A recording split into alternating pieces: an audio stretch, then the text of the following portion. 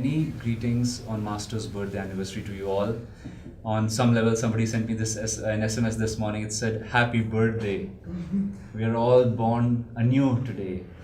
And that's very true. Today, some of us, Maya Swami Tushti, myself, Manjunath ji, we will be speaking about different aspects of Master's work and his life, how it has affected us. Swamiji once was saying that, he says, in the Srimad Bhagavatam, there is a statement which he said, you may make what you feel of it, but he says, I feel obligated to share. And he says, there is a story over there, a sage is sharing with somebody who is curious about spiritual evolution. What is the role of a guru? That is very central for that book. Also, he asks this question, sir, how long have I been seeking you? How long have I been seeking the truth? And now you'll see why Swami said that brief, you might say, caution to the intellectual mind. He says, well, the story goes like this. The sage replies, he says, son, why don't you imagine a lake in front of you, the ends of which you cannot see? And he says, it's extending all around you. It's not the ocean, it's a lake. He says, it's a lake, it's extending everywhere. And it's full of water. Once in 5,000 years, a bird comes to the lake and it takes a drop of water in its beak, as much as it can gather, flies on the other side of a mountain and pours it. He says the amount of time it will take for that bird to empty the lake does not begin to describe the time it takes for the soul to return back home once it has been created, put into manifestation by God. I think that description also answered the devotee's question of the importance of a guru. And in today's mind, it is hard to find such big lakes in places where we stay, so hard to fathom. But I was wondering, thinking about it, I'm a doctor, intellectual, I was thinking about it, that is too long a time. Once in 5,000, 3 drops of water get out of that lake. But then Dharamdas ji, who was earlier our spiritual director, once asked Swami Kriyananda, when Swamiji mentioned that our first manifestation in this world is as a rock. He said that's the mineral stage. They say God sleeps in the rock. And he says, Paramahansa Yogananda ji used to tell many of his close disciples, he says, I remember every incarnation of mine back to when I was a diamond. And that was very interesting, very beautiful, but it makes you think that he was a diamond, a mineral at some point. Master also said Jesus had such compassion. He was willing to be nailed and persecuted to evoke a feeling of love even in his persecutors, because he says in his past lives he remembered the very follies and the delusions he had to himself go. That when we go through this journey and when we start waking up, when the heart starts longing for true meaning, then we realize that who is it that I can turn to for a meaning. Unfortunately for us, that problem was solved by a guru. A guru comes, we don't find him, honestly. He finds those who are seeking the truth, makes them his own, and out of his compassion, he does not wake us from the slumber as long as we want to sleep. And I don't know if that can be described as love, but it is one of the purest manifestations of divine love and freedom that God gives to every soul, that you are unique, you will remain unique, you will come back only once, you might as well make this journey as you wish you should. So in that regard, the role that Master plays in our life is, I think, paramount. Also, I was going back to that story, Dharamdas ji asked Swami Kriyananda, but sir, the life of a rock or a mountain is quite a bit. Swami says, yes, I know. I come from Rajasthan, and the city where I stay, Alwar, small town, it has everything has a speciality to it. They make very good kalakand over there. That city also has the highest peaks of the Aravalli range, which by some is claimed to be the oldest mountains in the world. And they say that at some point they were much higher than the Himalayas. If you ever want to have good parathas and come to my home, and when you see from my house, they are not too tall. They have rivulets of rocks, which are the last remains of what was the rock created whenever it was created. And again, that brings some depth to the story we just heard. Fortunately, Swami told Dharamdas ji then, remember, God sleeps in the rock. He has hardly any awareness. A rock does not move by itself. A plant sways. Nowadays, people are discovering it sways more to certain music, consciousness. Luther Burbank, to whom the autobiography was dedicated, he produced this cactus which had no thorns, and to this day it's growing. So you can see that there is a communication which can happen more effectively to the plant life. And then Master said, we come to the incarnation of an animal. And he says, when you come there, you're still under direct observation, you might say, of the Lord himself. There's mass karma. You come with a troop, you move with them, you eat with them. And he says again and again, and the scriptures again speak of millions of lives just like that. Fortunately, again, there is no identity of Aditya the buffalo or whoever the butterfly, and that's very relieving. But we go through that, we are made to go through that, and there's a divine purpose why we're made to go through that. Because, once Master said, no, it was not Master, it was some sage. He said, if I spoke to you of God's intention in creating you, many of you may stop loving him altogether. He says, don't intellectualize the journey, enjoy his presence in yourself. And then Master says, ultimately we become a human being. Swami would say, once you become a human being, you are human.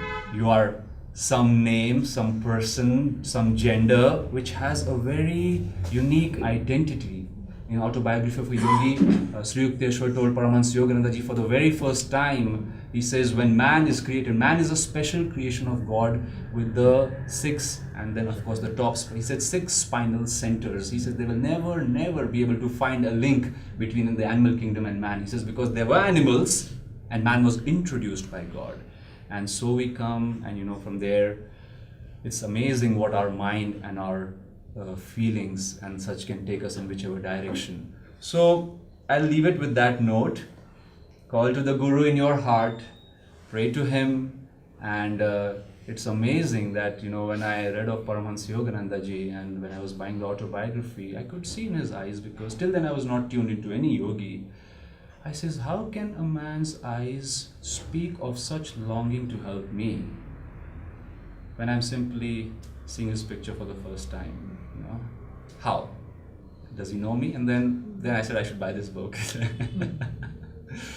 So that's what a guru is. He's not a personality. He takes a personality to deal with our personality. But Master once told Swami Kriyananda, he said, Swamiji was trying to figure out, he says, sir, what is the difference in a way that we can understand between a master, fully realized master, and a human being, normal human being?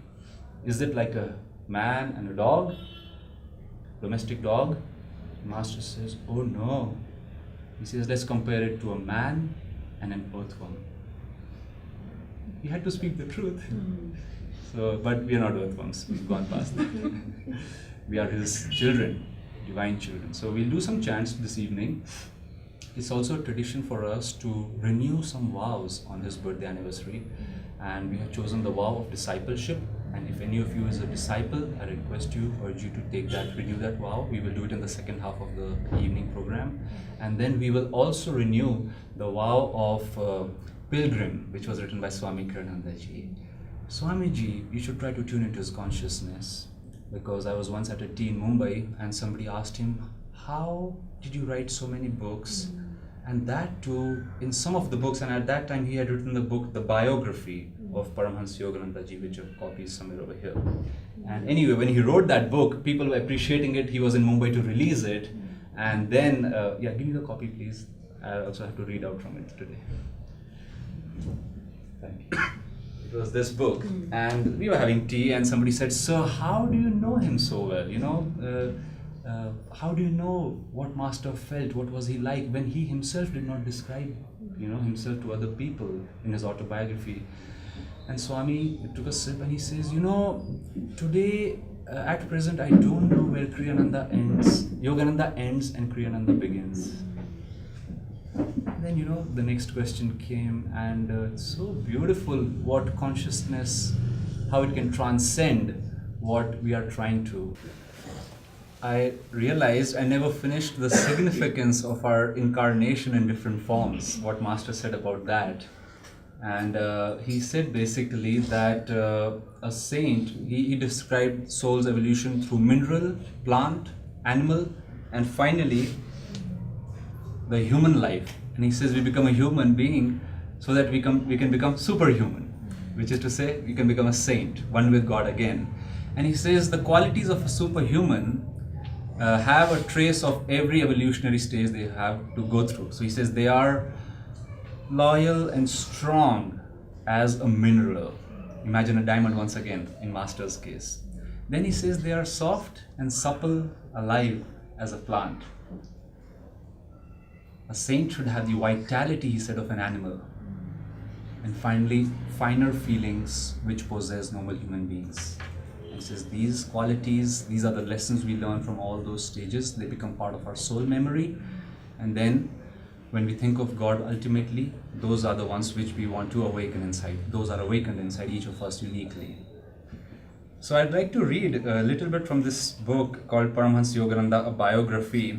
This is chapter 17 where Swami Kirananda writes Yogananda's salient characteristics. It's quite a big chapter, but I've chosen some of them and let's go through those.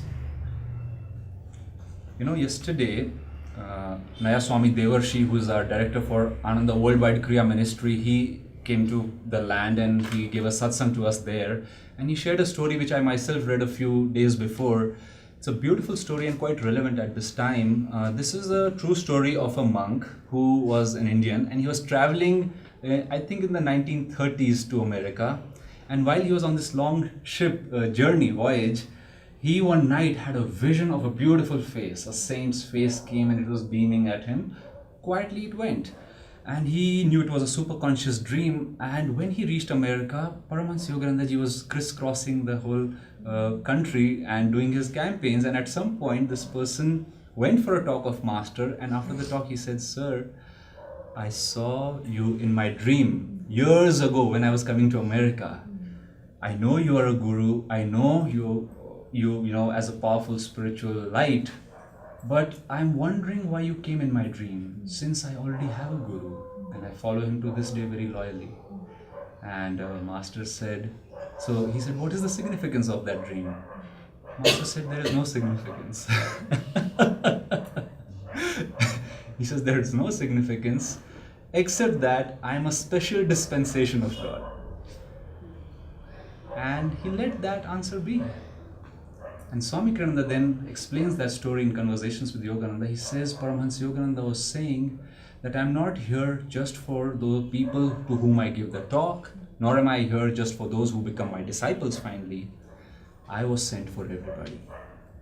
And then after he had written the autobiography, Swami Kirananda said later he would tell us that as a boy, I would go to many saints to take their darshan with my friends, to take my friends. And he says, invariably, they ended up asking questions of me.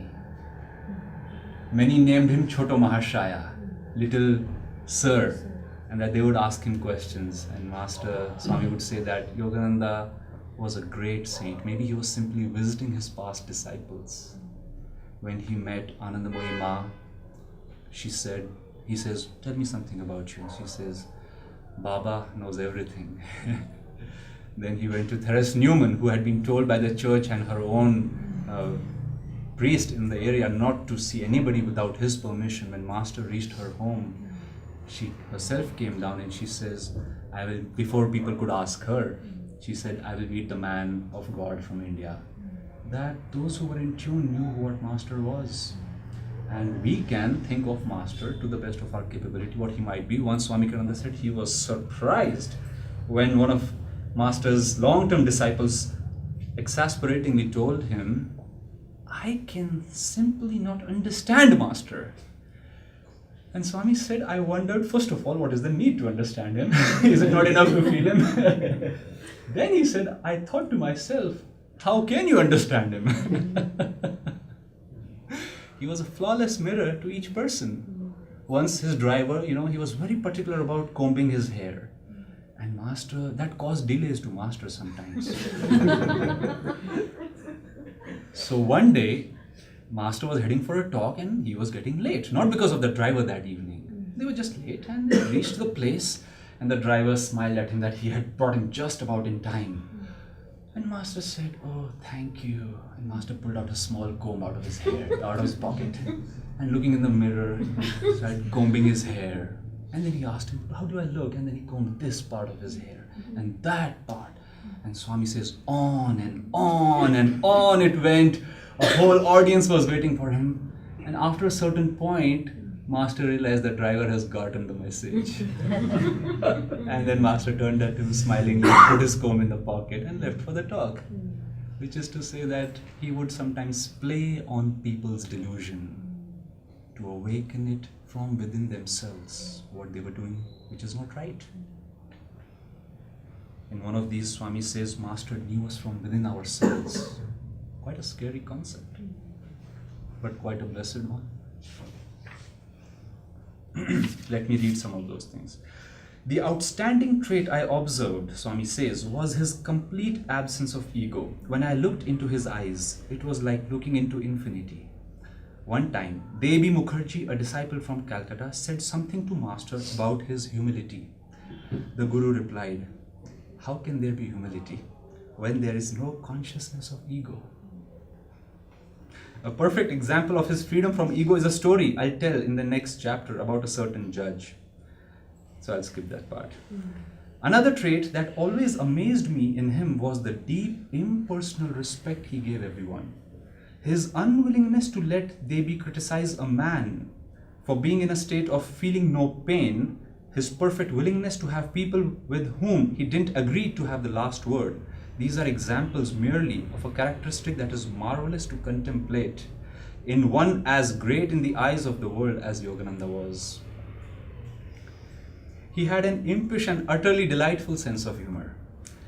This trait may be seen in some of the jokes he told, many of which he'd heard from others. One was a somewhat left-handed compliment, which he told with a childlike smile.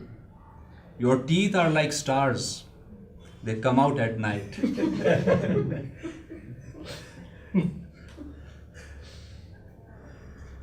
Another was of three men, an Irishman, an Englishman, and a Scotsman. All three were drinking whiskey when a fly landed in each of their glasses. The Irishman simply sloshed his glass sideways, losing a fair amount of whiskey along with the fly. The Englishman carefully flicked the fly out of the glass, but the Scotsman squeezed the fly. I still remember, Swami says, weirdly, the light touch of glee with which Master uttered the word squeezed. In still another joke, three Scotsmen attended church. As the collection plate was approaching them, one of them fainted and the other two carried him out.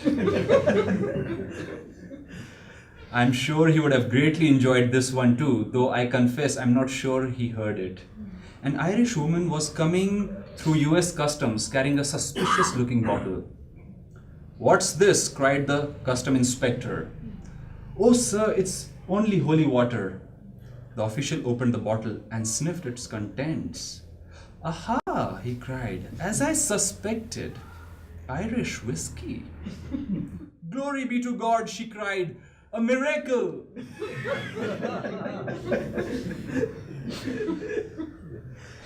Swami says, he understood others from within themselves, not as other people do from the outside.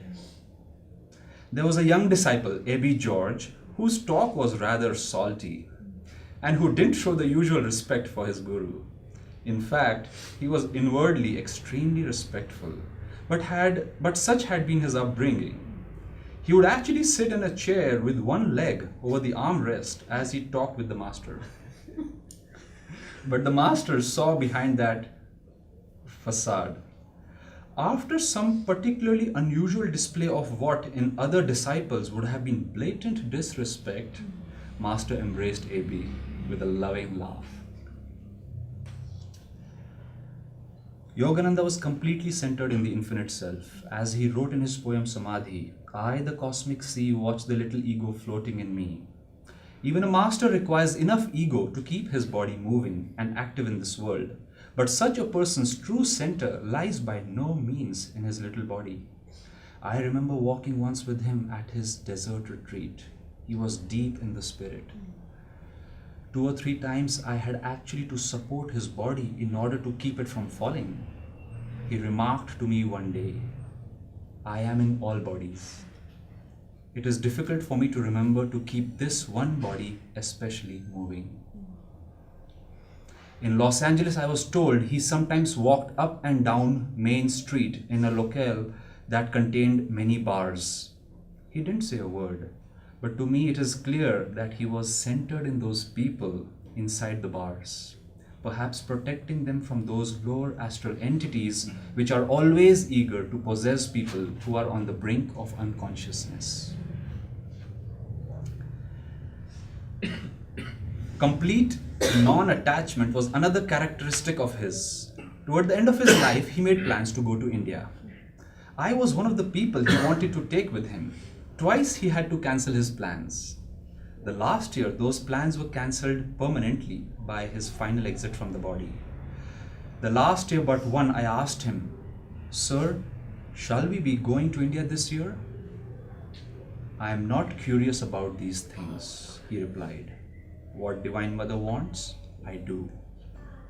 Not curious about a trip to India? I am amazed. He treated all people equally and was as respectful toward any garage mechanic as towards someone prominent in the field of politics, business, or the arts.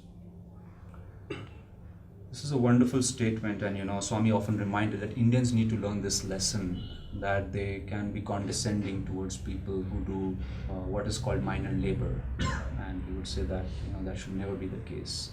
Actually, Swami said that people often forget that after Gandhiji passed away, he would say that people used to say, Master said Gandhi was a man of truth. And so many people who were Gandhians, they said they would state the truth very unkindly. And Swami says, no, he was never like that. He was very kind, respectful of people, and that is how we should behave with everybody. Once somebody asked him, what is the most important ingredient, they asked Master, in any relationship? And one would think he would say love, and Master said respect. He said love can go, it can become attached, it can become tainted. Respect, he said, if you have respect, love will follow.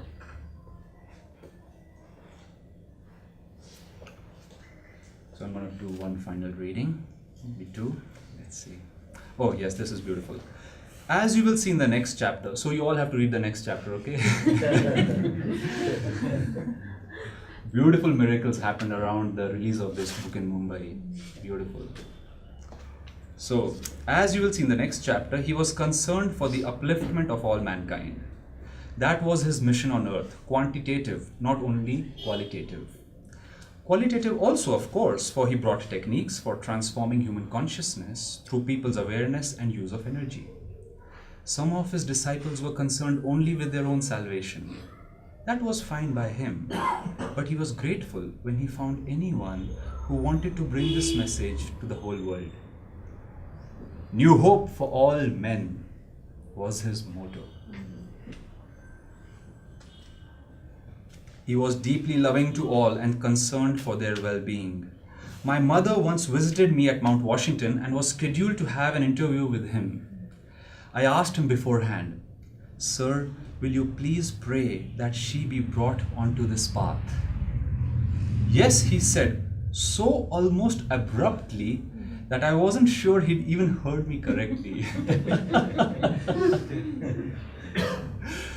Concern for Guru Bhai's relatives is a mark of a refined soul.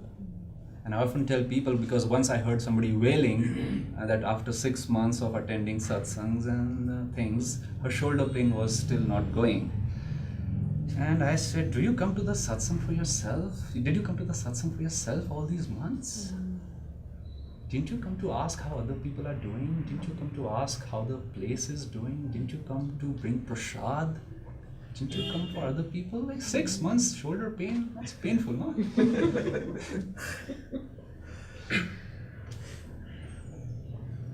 He wanted nothing from others except their own highest happiness. Once, after he'd scolded a disciple, the disciple said, But you will forgive me, won't you? His question surprised the master. Pausing briefly, he then said, well, what else can I do?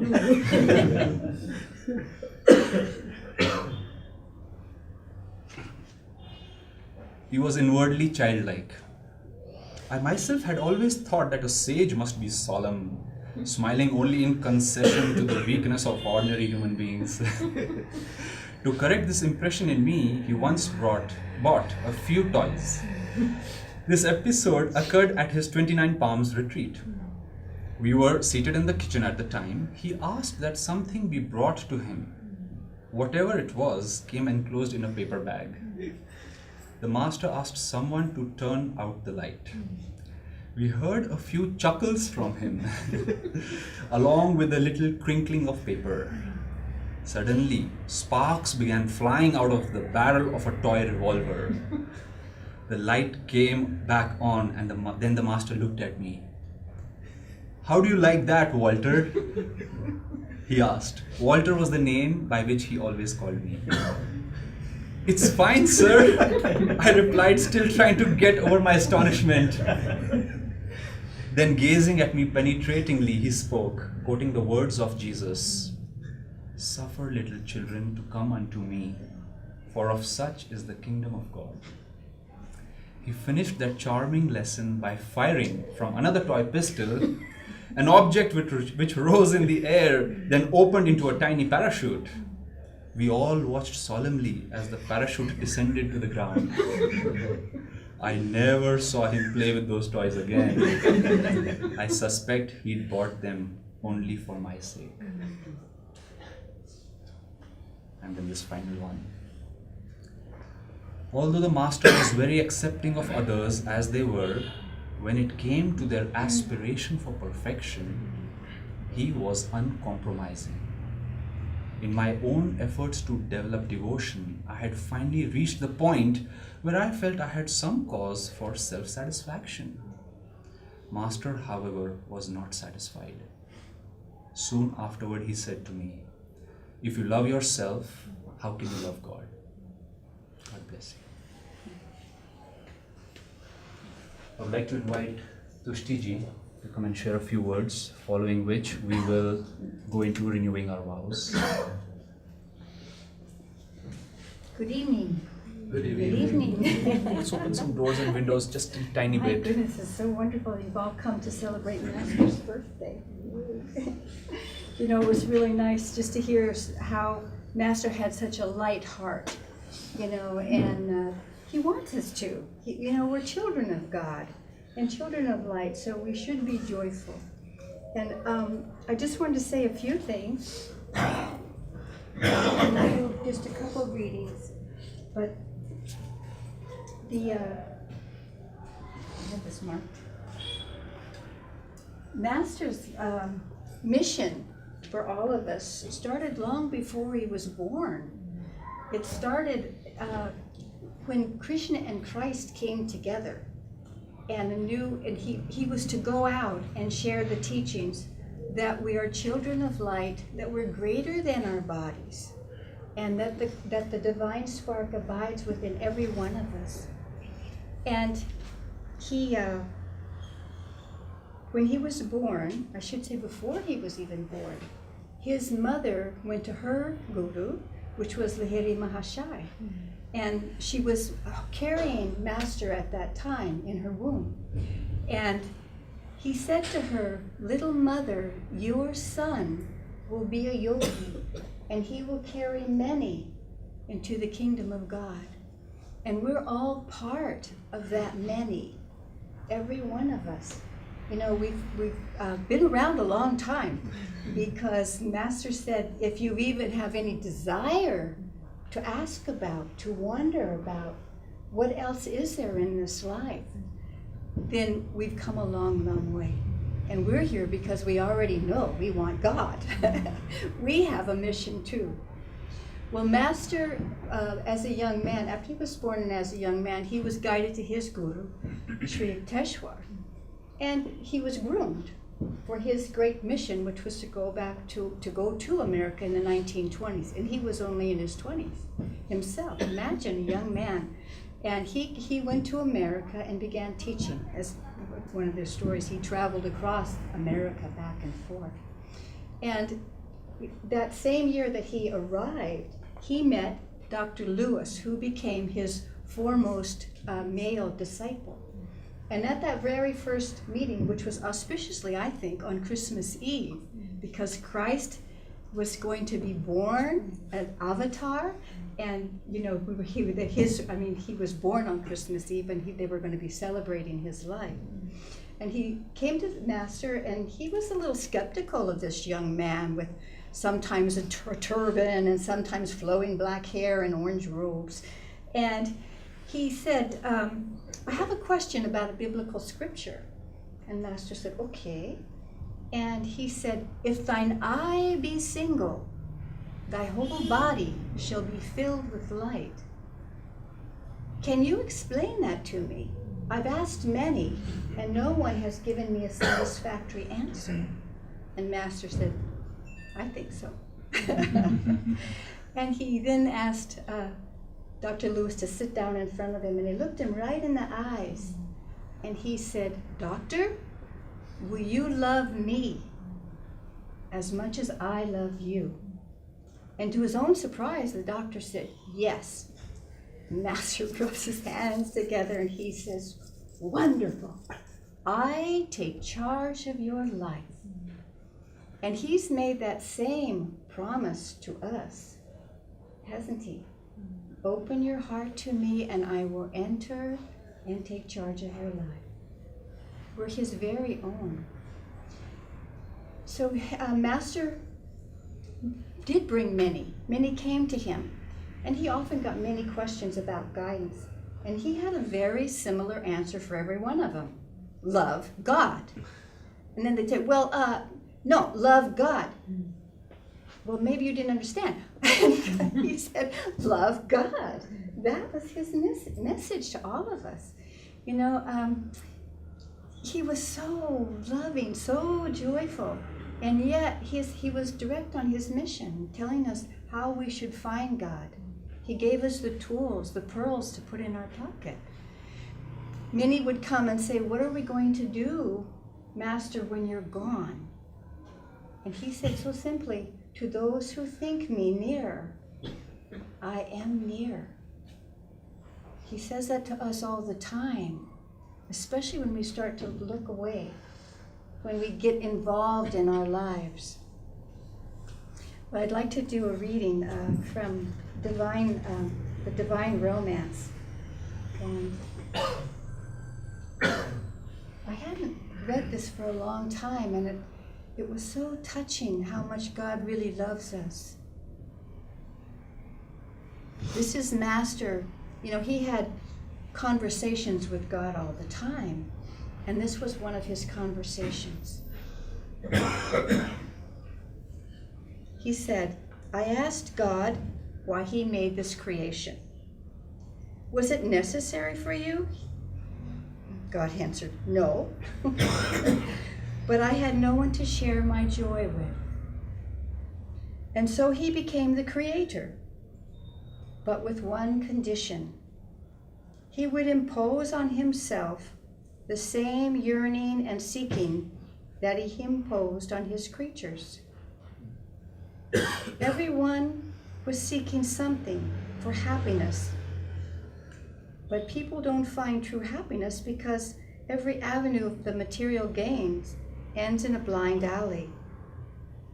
You may want things only because you don't have them. When you get them, the pleasure diminishes until the joy is even gone.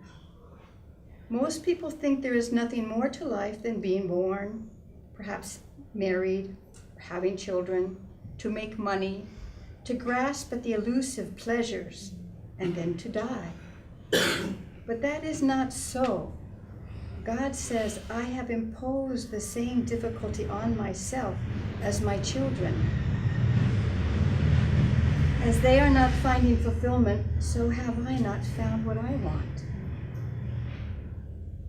And what I want, and what is God looking for? Our love, our attention, our devotion. He has made it difficult for himself because he gave man free will to seek him or not, to reject him even. He says, I'm pursuing every heart, waiting for my children to spurn my creation and to return to me. What a grand thought to realize that he has imposed on himself the same exile that he imposed on us, that God is seeking something too, and that's only our love. That is so beautiful. And just to continue Master's story, Swami came to Master at the age of 22, after reading the AY and then traveling across America for 3 days and nights, because he knew that this was someone who could share the truth with him. And the first words out of his mouth when he was granted audience with Master was, I want to be your disciple. And Master accepted him. And why? Because he said Divine Mother told him to. And that was the only reason. And Swamiji had 3 years with Master before he passed in 1952. But he was being groomed for an extension, the carry on of Master's mission, which was to share the light and to share the teachings, and to help us discover again that divine spark within us. And I'm just going to end with one reading from God's Boatman.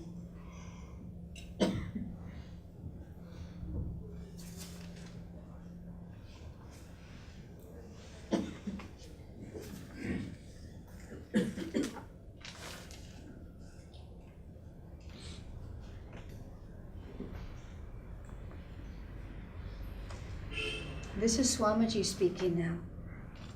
Master opened a particular doorway in the vast ocean of consciousness and said, if you come in here, you'll be able to go deep. What you need to do is meditate deeply on his words, on Master's words. Even one phrase that he has uttered, choosing something that has special meaning for you. Go behind the teachings and in the silence, try to perceive their heartbeat, their essence, and then try to use that essence creatively in your daily life. If you do so, it will spiritualize that truth and will take charge of your life. What Master came to bring us was indeed a special message and mission.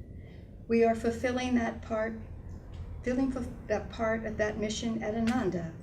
We've done it with his grace, and only by his grace has this been possible. That grace is a power that you can tune into, if you will. So tune into Master's presence and ask him to guide you. Be in tune. That is what he used to say to us.